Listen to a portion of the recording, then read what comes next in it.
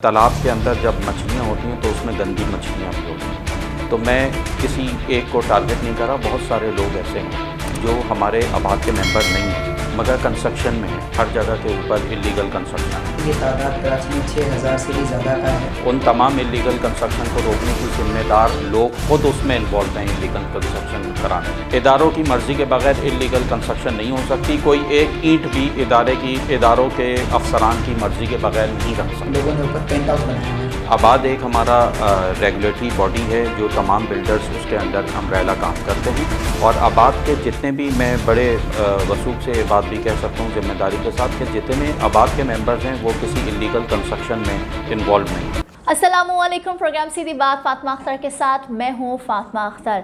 जिस तरह से हम देख रहे हैं कि पूरे कराची में इलीगल कंस्ट्रक्शन की भरमार हो गई है, इदारों में सिस्टम मजबूत हो गया है। ये सिस्टम है क्या? और जो इलीगल कंस्ट्रक्शन है, माफियाज हैं जो गैर कानूनी कार्रवाई कर रहे हैं पूरे शहर में और भरमार कर रहे हैं बड़ी बड़ी बिल्डिंग्स का, जिनके नक्शे पास नहीं किए गए, और इदारों में बैठे अफराद जो बाजार गर्म किया हुआ है करप्शन का, कानून क्या कहता है, उनके खिलाफ क्या कार्रवाई होनी चाहिए, इस तमाम तर सूरत हाल पर आज बात करेंगे अपने प्रोग्राम में। तमाम तर सूरत हाल पर बात करने के लिए मुझे स्टूडियो में ज्वाइन किया है किंग बिल्डर्स के मशहूर मारूफ बिल्डर हैं अहमद अवैस थानवी साहब। अस्सलाम वालेकुम, बहुत शुक्रिया आपके वक्त का। कानूनी पेचीदगियाँ क्या होती हैं, लीगल और इलीगल में क्या फ़र्क होता है और उसकी सज़ा क्या होती है, इस पर स्पेशली मैंने इन्वाइट किया है अरुण प्रसाद साहब को, एडवोकेट हाई कोर्ट है। अस्सलाम वालेकुम, बहुत शुक्रिया कि आपके वक्त का। अल्हम्दुलिल्लाह, मैं पहले अवैस थानवी साहब आपसे स्टार्ट करती हूँ। और जिस तरह से हम देख रहे हैं कराची की सिचुएशन ढकी चुपी नहीं है, हर बिल्डर परेशान है, यकीनन आप भी परेशान है। मगर SBCA की कुछ दिन पहले, हम 2 दिन पहले की बात कर लें, तो रिपोर्ट आई है सिर्फ 600 इलीगल कंस्ट्रक्शन है पूरे कराची में। आप इस बात को मानते हैं? सबसे पहले जी आपका बहुत शुक्रिया, आपने अपने प्रोग्राम में दावत दी। 600 जो फिगर आप दे रही हैं, मैं इससे इत्तफाक नहीं करता। इससे ज़्यादा हज़ारों में तादाद है जो इलीगल कंस्ट्रक्शन शहर में हुई हुई है। आप शहर की डायनेमिक्स को समझें कि जितनी एग्ज़िट एंट्रीज़ हैं हर जगह के ऊपर इलीगल कंस्ट्रक्शन है। उन तमाम इलीगल कंस्ट्रक्शन को रोकने की ज़िम्मेदार लोग खुद उसमें इन्वॉल्व हैं इलीगल कंस्ट्रक्शन कराने में। तो 600 जो आप फिगर कह रही हैं उससे बहुत ज़्यादा है। हो सकता है ये अभी तक उस 600 इलीगल कंस्ट्रक्शन तक पहुँचे हों जो इन्होंने लिस्ट प्रोवाइड की है। मेरे हिसाब से ये हज़ारों की तादाद में है। मैं आपको इलाके बता दूं, आपके डालमिया पे, औरंगी टाउन में, नॉर्थ नाज़माबाद में, नाज़माबाद में, लालू खेत में, लियाकताबाद में, ये हर एरिए में बहुत इलीगल कंस्ट्रक्शन मौजूद है। और ये इलीगल कंस्ट्रक्शन को रोकने वाले जो लोग हैं वही ख़ुद इसमें इन्वॉल्व हैं। इदारे इन्वॉल्व हैं। का पूरा हाथ है। इदारों की मर्ज़ी के बगैर इलीगल कंस्ट्रक्शन नहीं हो सकती। कोई एक ईंट भी इदारों के अफसरान की मर्ज़ी के बगैर नहीं रख सकता। अवैस साहब, आपने कहा इदारों की जिम्मेदारी है। अरुण साहब, आप कानूनी पेचीदगियाँ जानते हैं, कानून जानते हैं, मुझे ये बताइएगा कि जो इलीगल कंस्ट्रक्शन है पूरे शहर में हो रहे हैं, हम पाकिस्तान की तो बात ही नहीं करते ना, हम कराची की बात कर लेते हैं। उस इलीगल और लीगल कंस्ट्रक्शन जो कानून है और जो लोग इस तरह के काम करते हैं, आवाम को बेवकूफ़ बनाते हैं, आवाम को लूटते हैं, उनके लिए कानून क्या कहता है? देखिए, 2 चीज़ें, जिस तरह से आपने अवैस साहब से भी पूछा कि जो SBCA ने लिस्ट प्रोवाइड की वो 600 इलीगल कंस्ट्रक्शन की है। मैं समझ रहा हूँ कि ये तादाद कराची में 6000 से भी ज़्यादा का है। बिल्कुल। 600 जो लिस्ट आउट हुई है, मैं समझता हूँ यहाँ पे मेला फॉर इंटेंशन है SBCA की। ये 600 वो लोग होंगे जो उनकी सेटिंग में नहीं आए होंगे, जिन्होंने इनको पैसे नहीं भरा होगा, इलीगल ग्रेटिफिकेशन नहीं दी होगी, उन लोगों की इन लोगों ने मार्केट में लिस्ट आउट कर लिया होगा। अब जिस तरह से आपने पूछा कि इलीगल कंस्ट्रक्शन क्या है, लीगल क्या है, देखिए हमारे यहाँ कराची में 13 जुरिडिक्शन हैं। जिस तरह से KDA है, KMC है, cantonment board Faisal, cantonment board Karachi, हर एरिया के अपने अपने रूल्स, रेगुलेशंस और बायलाज बने हुए हैं कि किस एरिया में, और फिर हर एरिया की जो कैटेगरीज़ हैं, कैटेगरीज़ में गवर्नमेंट ने डिसाइड की हुई हैं कि कैटेगरी A1 कमर्शियल, रेजिडेंशियल। अब पर्टिकुलर एरिया का पर्टिकुलर एक लॉ है कि वहाँ पे कंस्ट्रक्शन कितनी परमिशन, सपोज़ करें हम किसी बेंगलोर एरिया में जाते हैं तो वहाँ परमिशन है ग्राउंड +1 की। अब आपने देखा होगा, आप डिफेंस भी चले जाते हैं तो जिस तरह से हम खड़ा मार्केट की बात करते हैं, फेस 5 की, वहाँ परमिशन है 4 मंजिला से ज़्यादा नहीं बना सकते हैं। लेकिन अगर आप वहाँ जाते तो लोगों ने ऊपर पेंट हाउस बनाए हुए हैं। अब वो जुरिडिक्शन आती है CBC की, कैंटोनमेंट बोर्ड क्लिफ्टन की। अब 4 मंजिल तक तो लीगल है, जिसकी गवर्नमेंट अथॉरिटी देती है, परमिशन देती है। परमिशन इसीलिए ली जाती है क्योंकि वो इदारा रिस्पॉन्सिबल है, उसी इदारे को पता है कि यहाँ कितनी परमिशन होनी चाहिए, कितनी नहीं होनी चाहिए। अगर वहाँ कोई इलीगल कंस्ट्रक्शन है तो डेमोलिशिंग का इख्तियार भी उसी डिपार्टमेंट को ही है, उसी इदारे को ही है। ठीक है अवैस थानवी साहब, कंस्ट्रक्शन इलीगल हो जाती है, सारे मामलात हो जाते हैं, अब जो शहर का की सिचुएशन है आपके सामने है, मगर जब इलीगल कंस्ट्रक्शन होती है तो बिल्डर कितना परेशान होता है, बिल्डर की साख को कितना नुकसान होता है। मगर ये वर्ड जोड़ दिया जाता है बिल्डर माफिया, जो असल बिल्डर होता है, जो कानूनी कार्रवाई करके आबाद की मेंबरशिप लेकर फिर एक बिल्डिंग खड़ा करता है। मगर जो इस तरह के लफ्ज़ आप लोगों को सुनने मिलते हैं, उस पर कितने असरअंदाज होता है आप लोगों की साख पर? मैं बिल्कुल, आपने बड़ी अच्छी बात कर दी, आबाद का जिक्र भी कर दिया। देखें, जो सही काम करने वाले हैं, जिन्होंने शहर में काम किया है, शहर में आप कराची की हम पले बढ़े यहीं हैं, यहीं पैदा हुए हैं, हमने देखा है कराची को तरक्की करते हुए बुलंदो बाला बिल्डिंग्स बनी हैं शहर में। वो सारी बिल्डिंग उन लोगों ने बनाई हैं जो लीगल काम करने वाले बिल्डर्स हैं, जो एसोसिएट हैं आबाद के साथ। आबाद एक हमारा रेगुलेटरी बॉडी है जो तमाम बिल्डर्स उसके अंडर अम्ब्रेला काम करते हैं, और आबाद के जितने भी, मैं बड़े वसूख से ये बात भी कह सकता हूँ ज़िम्मेदारी के साथ, कि जितने आबाद के मेंबर्स हैं वो किसी इलीगल कंस्ट्रक्शन में इन्वॉल्व नहीं हैं। अच्छा, अब जो बिल्डर माफिया की आपने बात करी है, देखें हर तालाब के अंदर जब मछलियाँ होती हैं तो उसमें गंदी मछलियाँ भी होती हैं। तो मैं किसी एक को टारगेट नहीं कर रहा, बहुत सारे लोग ऐसे हैं जो हमारे आबाद के मेंबर नहीं हैं मगर कंस्ट्रक्शन में है, छोटे प्लॉटों पे कंस्ट्रक्शन कर रहे हैं या बड़े प्लॉटों पे कंस्ट्रक्शन कर रहे हैं और इलीगल कंस्ट्रक्शन कर रहे हैं। अच्छा, इलीगल कंस्ट्रक्शन भी दो तरीके से, एक तो यह है कि प्लॉट लिया और प्लॉट के ऊपर काम शुरू कर दिया, पैसे खिलाए इदारों को, इदारों ने रोका नहीं, रातों रात बिल्डिंग नहीं बनी, उसमें भी टाइम लगा, बिल्डिंग बनकर तैयार हो गई। जब तैयार हो गई तो इदारे जागे, लोग जागे, क्योंकि लोगों की नज़र में आ गई ये बिल्डिंग इलीगल बनी है। भाई, जब बिल्डिंग बन रही थी उस वक्त रोकना चाहिए था, उस वक्त क्यों नहीं रोका आपने? कुछ लोग ऐसे होते हैं जो 4 मंजिल की बिल्डिंग की परमिशन ली सिंध बिल्डिंग कंट्रोल अथॉरिटी से, बना दी है 10 मंजिल। जब बिल्डिंग बनकर तैयार हो गई, तैयार होकर लोग आना शुरू हो गए, थर्ड पार्टी इंटरेस्ट क्रिएट हो गया, सब हो गया, तो वो लोग जो पैसा देकर अपना वहाँ पे जमा पूंजी लगा रहे हैं, अपना घर ख़रीद रहे हैं, उन लोगों का क्या कसूर है? उन्होंने तो आपकी एनओसी देखकर अपार्टमेंट लिए। अच्छा, जिन लोगों ने 4 मंजिल जितनी अप्रूव थी उससे ऊपर जिन्होंने लिया, उन्होंने मेलाफाइड इंटेंशन के साथ लिया। क्यों? क्योंकि इलाके में वैल्यू है 1 करोड़ रुपए, उनको मिल रहा है वहाँ 60 लाख रुपए, उनकी वहाँ पैसे बच रहे हैं, तो उन्होंने कहा यार ले लो, टूटना वूटना कुछ नहीं है। अच्छा, इदारे ही परमिशन देते हैं बनाने की, इलीगल कंस्ट्रक्शन इदारों की मर्ज़ी के बगैर, मैंने आपसे गुजारिश की, नहीं बन सकती। जब तोड़ने का अमल आता है तो वही इदारे जो गैर कानूनी बिल्डिंग बनाने में मुआवनत कर रहे होते हैं वही बिल्डिंग तोड़ने भी आ जाते हैं, यानी पैसा रिश्वत भी उनको पहले जा चुका होता है। और वो अच्छा, जो इलीगल कंस्ट्रक्शन करने वाले लोग हैं उनको उनकी वजह से हम सफ़र करते हैं, उस बिल्डर माफिया की वजह से हम सफ़र करते हैं, क्योंकि हमारे पास जो कस्टमर है वो आता है, वो कहता है कि फ़लाँ बिल्डिंग गिर गई, इलीगल बनी हुई थी, लालू खेत में गिर गई, इलीगल बनी हुई थी, आप जो बिल्डिंग्स बना रहे हैं अगर खुदा ना खास्ता ये कल गिर गई तो फिर क्या होगा? यानी लोगों के जहन में शक व शुबहात बातें आ चुकी हैं आज, और उसके आने की मेन वजह यही है, ज़ाहिर है वो अपना जमा पूंजी लगा रहे हैं। अगर कल खुदा न खास्ता कोई बिल्डिंग डिमोलिश कर दी जाए या बिल्डिंग से लोगों को निकाल कर उसको गिरा दिया जाए तो उसका ज़िम्मेदार तो इदारा भी है और वो लोग भी हैं जो उसके बिल्डर हैं। और सबसे बड़ी मिसाल नस्ला टावर है हमारे सामने कि नस्ला टावर को गिराने का हुक्म दे दिया गया। अवैस थानवी साहब ने बड़ी अच्छी बात की कि साख तो मुतासर हो रही है बिल्डर्स की, परेशान है अवाम कि बिल्डर्स पर एतमाद कैसे किया जाए। अब मुझे आपसे ये जानना है कि इदारों में करप्शन उरूज पर है, इलीगल कंस्ट्रक्शन की भरमार है, सज़ा क्या होगी जो गैर कानूनी कार्रवाई कर रहे हैं, वो काम कर रहे हैं, बिल्डिंग्स बना रहे हैं, उनके खिलाफ कार्रवाई क्या है हो सकती है और कानून क्या कहता है उनके लिए?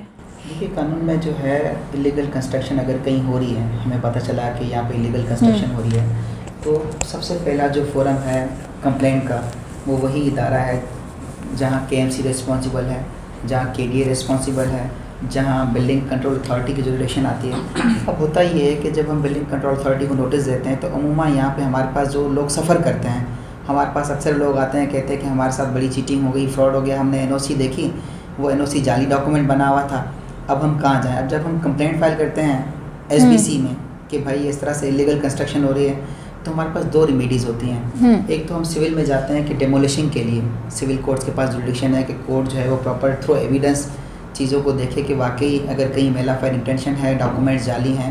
जहाँ डॉक्यूमेंट्स जाली हैं वहाँ criminal breach of trust 420 section आपने सुना होगा, 420 471 जाली डॉक्यूमेंट्स बनाना, ठीक है।